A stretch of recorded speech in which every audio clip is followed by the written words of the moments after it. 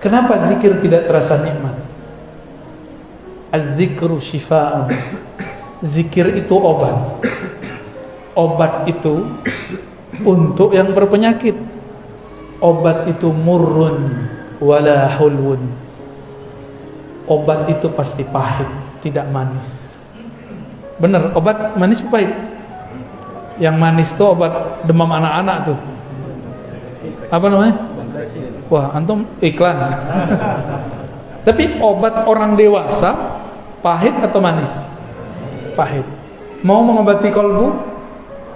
Maka nikmati pahitnya zikrullah. Nikmati pahitnya tahajud.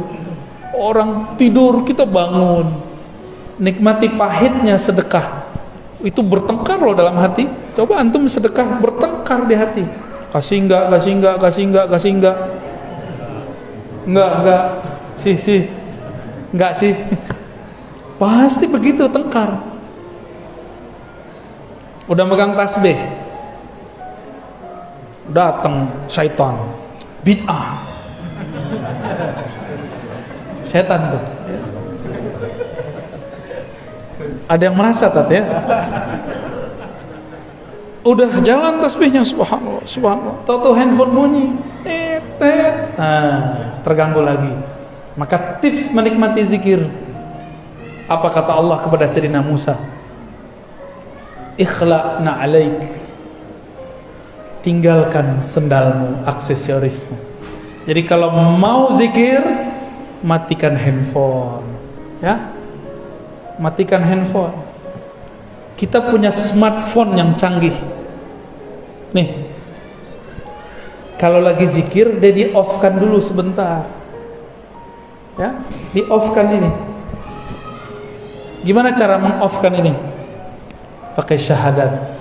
Asyhadu alla ilaha illallah. Ajak, wahai akal pikiranku, bersaksilah tiada yang berhak disembah kecuali Allah, Nabi Muhammad Rasulullah sallallahu alaihi wasallam. Syahadatkan akal kita, syahadatkan kolbu kita, baru zikir.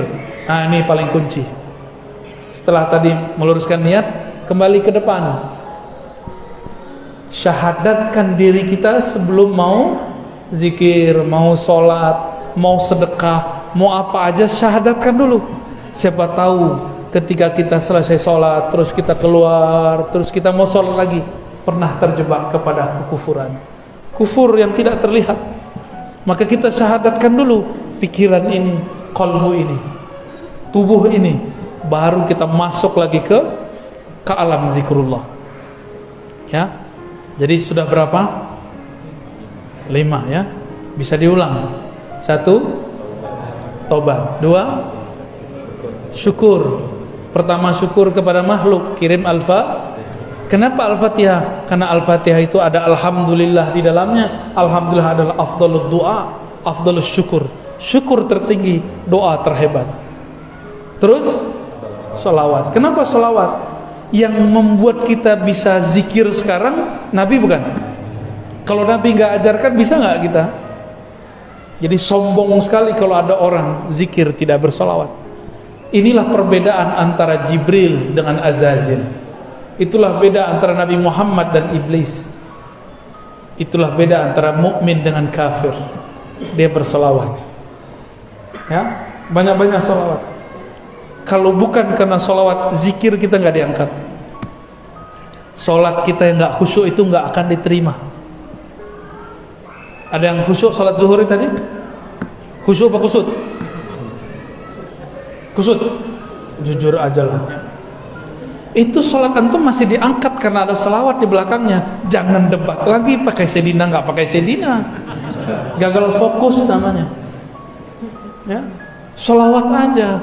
Ini mau salawat, debat dulu dalam badan. Pakai sedina nggak ya? Orang lagi sholat masih debat. Kita udah ada di hadapan musuh nih. Mau pakai jurus apa nih? Gak ada. Kalau sudah mau pergi perang, sholat itu berperang dengan syaitan, dengan diri sendiri. Jangan pakai teori macam-macam, langsung. Inilah yang dikatakan oleh Imam Abu Ali Ad-Daqqaq, zikrullah silahul muridin. Zikir kepada Allah adalah senjata para murid. Udah punya senjata belum? Udah pernah dikasih sama guru dulu, dikasih ijazah, ditalkin, diasah nggak? Udah diasah, udah dilatihkan belum? Pertama dihunjam dulu ke jantung kita, ya, diarahkan juga ke bagian-bagian yang lain. Itu latihan sebenarnya. Latihan mengelola jurus-jurus zikrullah, langkah-langkah zikrullah di dalam diri, supaya denyut jantung dia juga berdenyut, nafas naik dia juga dihirup, nafas keluar dia juga ikut keluar. Baru bener nanti ketemu Dajjal aman. Ini ketemu mau latihan sama Dajjal, latihan panahan nih nggak cukup. Itu panahnya patah duluan sebelum nyampe. Sekarang kalau mau latihan panahan, latihan aja. Jangan niat mau perang sama Dajjal, nggak cukup. Mau perang sama Dajjal, latihannya latihan ma'rifatullah, latihan mengenal Allah Subhanahu wa taala. Maka main panahnya juga harus dengan zikrullah. Coba nih yang suka main panahan, kena hampir ke tengah, ada perasaan girang, pasti itu karena manahnya nggak nyebut nama Allah. Ada thariqat memanah, ya, main manah-manah aja antum ya. Berkuda juga ada. Itu benar, nanti di akhir zaman perang itu perang fisik, semuanya fisik. Tapi bukan di fisik itu intinya. Intinya ada di dalam non fisik, rohani kita kepada Allah Subhanahu wa taala. Terakhir Nabi sallallahu alaihi wasallam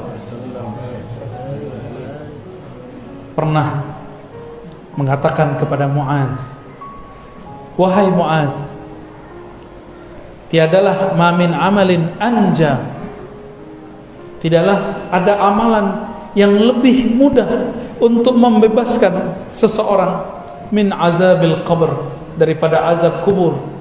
Yang lebih hebat amalan itu daripada zikrullah. Hadis riwayat Imam Tirmizi dan Ahmad. Azab kubur itu azabnya agak beda. Dia semi-semi azab neraka.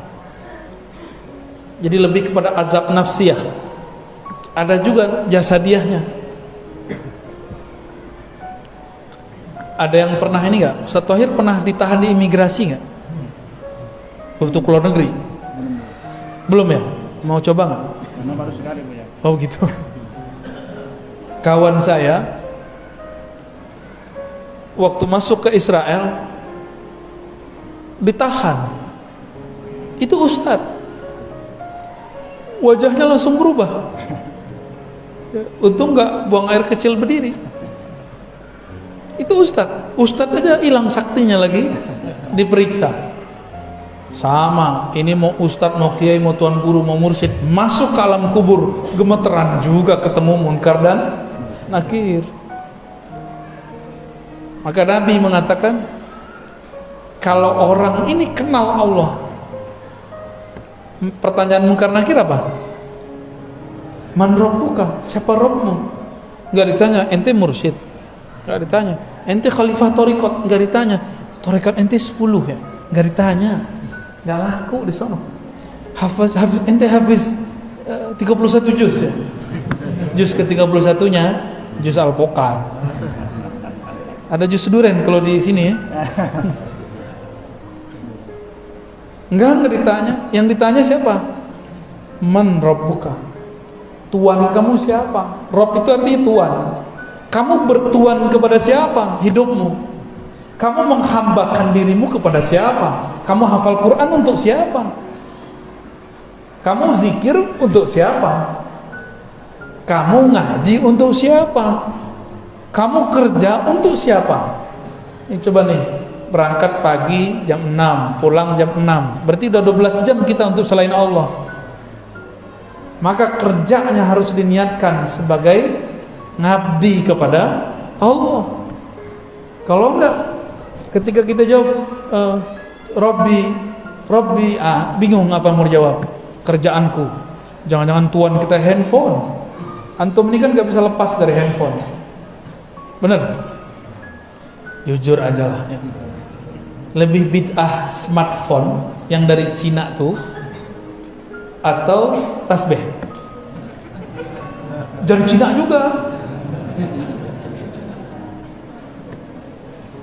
Lebih bid'ah mana? Kata kawan, ya sih pegang handphone, ngajar pakai handphone, bahkan pakai tablet. Terus bilang, tasbih itu menyerupai Yahudi. Saya cari-cari Yahudi selama di Yerusalem pakai tasbih nggak ketemu. Mulai dari tentaranya, orang-orangnya, petaninya, orangnya riwa-riwi, rahib-rahibnya nggak ada pakai tasbih. Yang ada pakai kupluk. Dan jenggotnya lebih panjang daripada jenggot bapak. Jenggot bapak itu masih kurang sunnah. Apalagi jenggot aneh. Masya Allah. Nggak ketemu. Jadi mereka ini kan nggak senang langsung Yahudi. Malah ada yang bilang tasbih itu punya Saulin. Ya salam, ini ketahuan nih suka nonton kungfu nih. Kayaknya itu lebih bid'ah daripada main tasbih. Nggak belajar usul fikih dengan benar, bahwa ada yang disebut al-maqsud, ada yang disebut dengan wasail, wasilah. Tujuan orang megang tasbih, tujuan orang megang handphone apa? Lebih mulia mana? Tasbih. Rasulullah nggak pernah pakai tasbih. Oh, kita bisa papas ini kalimat. Rasulullah baca Quran pakai mushaf nggak? Mushaf alat tasbih sama. Orang Yahudi baca kitab mereka pakai mushaf nggak? Lembaran nggak? Pakai. Lu mirip dong. Disebut ahlul kitab kan mereka? Ahlul kitab. Antumnya ahlul kitab semua nih berarti. Jadi mikir-mikir kalau mau bilang serupa. Ternyata ijazah sanad tasbih bersumber dari Sayyidina Al-Hasan Al-Basri, murid Sayyidina Ali, lahir di masa Sayyidina Umar. Al-Hasan lahir di Hijaz, di Madinah, tapi besarnya di Basrah. Berguru kepada Sayyidina Ali. Nah, setan nggak mau diam, maka dia bisikkan ulama-ulama yang di dalam hatinya tidak ada takut kepada Allah. Kamu cari alasan bahwa Hasan Al-Basri tidak pernah berguru kepada Ali. Maka ada pembahasan mereka, inqita'ul Hasan Al-Basri wa Ali, keterputusan Hasan Basri dan Ali. Tapi dibantah oleh ahli hadis Imam Ibn Hajar Al-Asqalani bahwa Al-Hasan Al-Basri benar-benar berguru lama kepada Sayyidina Ali karramallahu wajhah. Jadi pakai tasbih dari siapa? Al-Hasan dan kami meriwayatkannya dari guru kami, dari gurunya terus sampai kepada Sayyidina Al-Hasan Basri, bersambung kepada zaman Imam Tabi'in yang digelar dengan Sayyiduz Zahidin, sayyidnya orang-orang zuhud. Itulah gelar Imam Hasan Al-Basri. Ya. Itu tasbih itu ada sanadnya kita. Serban aja kita ada sanadnya, cuma saya belum pakai. Ya, bentar lagi lah ya. Jadi sekarang kita skip dulu ijazah-ijazahnya. Disimpan dulu. Megang jenggot aja ada ijazahnya. Jadi yang punya jenggot nih, panjangin dikit, Pak. Ya. Nanti kalau kita ke Medan lagi kita ada ijazah jenggot, megang jenggot. Ada ijazahnya. Maka beliau tuh yang paling sunnah di situ tuh ya. Mana jenggot antum? Kita berjenggot bukan pengen disebut salaf. Kita berjenggot karena Nabi kita berjenggot. Tapi kalau antum nggak mau berjenggot nggak apa-apa. Cukup katakan beberapa guruku tidak berjenggot. Boleh ngomong gitu, ya. Bukan berarti melanggar sunnah Nabi Sallallahu Alaihi Wasallam. Inilah lebih kurang pengantar tentang bagaimana cara menikmati zikrullah. Jangan fokus kepada yang zahirnya, mulailah masuk kepada yang batinnya. Nah, semua itu nanti disebut dengan kaifiyat zikir. Coba tanya semua mursyid, semua guru, Yang saya jelaskan itu nanti ada pada mereka. Cuma beberapa mursyid kadang tidak bisa menjelaskan. Ini itu kaifiat, mana dalilnya. Ya, mereka cuma tahu dalil merasakan zauq. Cobain, rasain, itu dalilnya. Ya, itu dalil mereka. Sebenarnya dalil itu lebih kuat. Sayangnya orang awam kadang-kadang tidak paham. Ya, barangkali itu dari kami. Silakan kalau ada yang mau dikonfirmasi, ditanya, ya, tafadhal. Baik, kepada Bapak Ibu yang ingin bertanya, masih ada waktu 20 menit sampai insyaallah kuliah. Akan langsung ke depan. Satu yang dekat.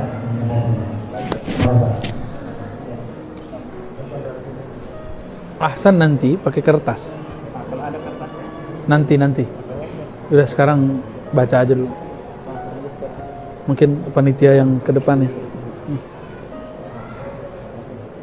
Assalamualaikum warahmatullahi wabarakatuh. Assalamualaikum. Izin Bu ya. Apakah atau bagaimana zikir-zikir yang bisa menyampaikan kita ke makom-makom tertentu? Penjelasannya ya. Baik. Pengen naik makom, berarti niat ilahi anta maksudinya nggak benar. Ya, sebenarnya mudah. Guru kita biasanya kalau yang oke, itu sebelum talqin zikir ngajak istighfar dulu. Sebelum istighfar disuruh dulu mandi tobat, disuruh sholat tobat, ingat mati sebelum mati. Lalu dilafazkanlah istighfar. Biasanya dibimbing cara baca istighfarnya. Di saat antum dibimbing oleh guru baca istighfar, lalu memaknai kalam-kalam istighfar, sedang ditarik sama guru ke makom taubat. Tergantung nih tobatnya tobat apa, zahir apa batin. Maka makom tobat ini juga lapisannya banyak. Yang zahir ada 7, yang batin juga ada 7. Anggota kita yang besar kan 7. Yang batin juga 7. Mulai dari syirik, sombong, sampai kepada ujub, hasad, iri, dengki. Itu diistighfarkan semua. Jika ada getarannya, berarti kita sudah masuk ke alam makomat taubah. Ya. Dan itu beda-beda per masa. Setelah makom tobat ada namanya makom syukur, ada namanya makom sabar. Makom syukur itu dengan mengirim Fatihah kepada guru. Itu makom syukur. Di luar zikir kita sedekah kepada orang, memberi hadiah kepada guru. Sering-sering kasih hadiah ke guru. Ya. Kalau guru farhan, senang, maka makomat terbuka. Ya, karena makomat itu khazanah dalam dirinya. Dia punya kunci-kunciannya. Kalau dia senang, dia akan doa, ya Rabb, tolong panggil muridmu ini, hambamu ini kepadamu. Kalau gurunya wali ya, kalau gurunya nggak wali nggak bisa. Tapi memberi aja udah cukup. Begitulah terus, ada makomat, makom syauq, makom mahabbah, itu ada makomnya semua. Itu yang diturunkan lewat kaifiat zikir. Cuma sayang, kaifiat tinggallah kaifiat zikir, tata cara jadi tata cara, tapi tidak tahu makomat yang tersimpan di dalamnya. Maka banyak orang jadi mursyid belum pantas jadi mursyid. Tapi karena gurunya udah pusing, aku mau mati, siapa lagi yang melanjutkanku, udah ijazahin aja. Harapannya dia nanti menyempurnakan kemursidannya kepada mursyid yang lain. Ini baru bergelar mursyid 1 udah nggak mau berguru sama yang lain. Padahal di ijazah itu diwasiatkan untuk menghormati ahli fikih, ahli Quran, ngaji kepada ulama. Baru dapat ijazah, baru dapat gelar khalifah, udah nggak mau ngaji sama orang. Berarti berkhianat kepada ijazahnya. Makanya la yubarak alaih, tidak diberkahi. Ya, baca tuh ijazahnya para mursyid. Ya, ijazahnya apa? Kalau di Naqsyabandiyah itu jelas. Ya, di Qadiriyah jelas, di Syaziliyah jelas. Ada ijazahnya. Ya, baik, lanjut. Assalamualaikum warahmatullahi wabarakatuh. Ini ada pertanyaan, apakah roh itu ciptaan Allah? Saya pernah dengar dari Ustaz, roh itu adalah titipan dari Allah. Mohon penjelasannya. Saya jawab pakai Quran ya, bukan pakai pendapat saya. Surat Shad, Surat Al-Hijr, Surat As-Sajdah menyebutkan apa? Nanti nomornya kan sudah sebutkan semua ya. Silakan dilihat sendiri. Surat Shad 71, 72, 73 itu bahas ini. Apa kata Allah? Begitu juga Al-Hijr, begitu juga As-Sajdah. Inni khaliqun basharan min tin. Aku ciptakan manusia. Ini tubuh ini nih. Ini bashar namanya. Ini dari saripati tanah. Jika ini sudah sempurna, sawaituhu, aku sempurnakan dia, sudah siap dia untuk ditiupkan ruh. Nafakhtu fihi min ruhi, aku tiupkan kepadanya ruhku. Berarti Allah nggak bilang aku ciptakan rohku. Allah mengatakan nafakhtu, aku hembuskan. Kalau tubuh ini aku ciptakan. Ini pelan-pelan ya. Ini banyak yang gagal paham. Mursyid padahal masih gagal paham. Itulah bedanya orang berilmu dengan cuma ahli zikir. Malaikat ahli zikir ditantang sama Allah. Ambiuni bi asma'i haula. Kabarkan kepadaku nama-nama benda-benda ini. Bisa nggak malaikat jawab? Nggak bisa, para malaikat lebih dulu berzikir daripada Nabi Adam. Maka al-ilmu muqaddamun ala dzikr. Ilmu lebih dulu daripada zikir. Ulama lebih mulia daripada orang yang berzikir 1000 tahun, karena dia belajar satu bab mengenai Allah, dia sama dengan duduk zikir 1000 tahun. Kalau enggak nanti malah debat lagi, keras lagi hatinya. Coba baca aja ayatnya. Inni khaliqun, sungguh, Allah pakai sungguh, masih aja budek, masih aja debat. Banyak orang debat di luar sana. Aku ciptakan manusia min, jelas minnya, min tin, tanah. Tapi giliran roh, nafakhtu, aku tiupkan. Jadi sebenarnya nggak usah nanya. Maka yang bertanya roh itu dicipta atau tidak, sebenarnya itu pertanyaan tidak sunnah. Itu pertanyaan bid'ah. Ya, itu pertanyaan bid'ah. Karena teksnya tidak menyebutkan itu. Ya, maka saya menyarankan para pencinta Allah yang meniupkan roh, cukuplah bertanya, mengatakan, apakah roh dicipta? Antum menjadi orang alim ngomong begitu, malah jadi miring ter. Ntar salah-salah paham, dikira di dalam diri kita ada Allah, kan gawat. Aku hembuskan. Kalau saya menghembuskan sesuatu ke dalam plastik, saya pindah gak ke dalam plastik? Allah menghembuskan rohnya. Min ini bisa dari, bisa sebagian. Dua-duanya ada sir di situ. Bukan ini litab'id, bukan ini dibelah dua terus pindah, bukan. Itu gagal paham, nggak ngerti bahasa Arab namanya, ngaji bahasa Arab lagi, ya. Nausorob, kalau nggak jadi sarap. Ketika Allah menghembuskan, bukan berarti Allah pindah ke dalam kita, cuma masuk hembusannya. Mudah bagi Allah itu. Jangan serius-serius amat, ya. Kira-kira begitu ya. Jadi bid'ah menanyakan ruh itu makhluk, tapi bid'ah kan banyak bagiannya. Ada bid'ah hasanah sama saya. Kapan dia jadi hasanah kepada saya, atau ada lagi pembahasannya? Tanya ke Ustaz Thohir nanti ya. Khalas. Terakhir ini ada satu lagi. Apakah beda antara orang yang berzikir mengamalkan zikir bersilsilah dengan orang yang mengamalkan zikir tapi tidak bersilsilah? Mohon nasihat bagi yang berzikir yang tidak berzikir. Orang silat nggak berguru sama tengkar, sama orang silat berguru, cakepan mana jurusnya? Imam Abu Ali Ad-Daqqaq ngomong, zikrullah itu senjatanya orang beriman, murid. Senjata harus dilatihkan nggak? Harus dilatihkan. Ada gurunya, ada mentornya, ada murabbinya. Masa untuk fisik guru silatnya ada, untuk fitness biar badannya kekar, six pack. Tahu six pack, Bu? Bapak-bapak ini sudah lewat badannya, six packnya dari samping, belendung perutnya udah. Jika tubuh fisik harus dilatih.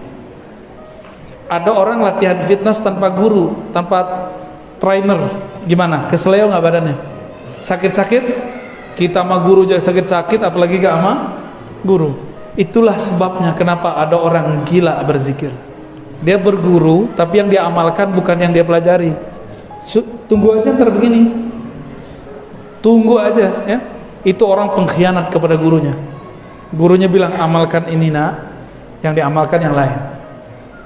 Ya,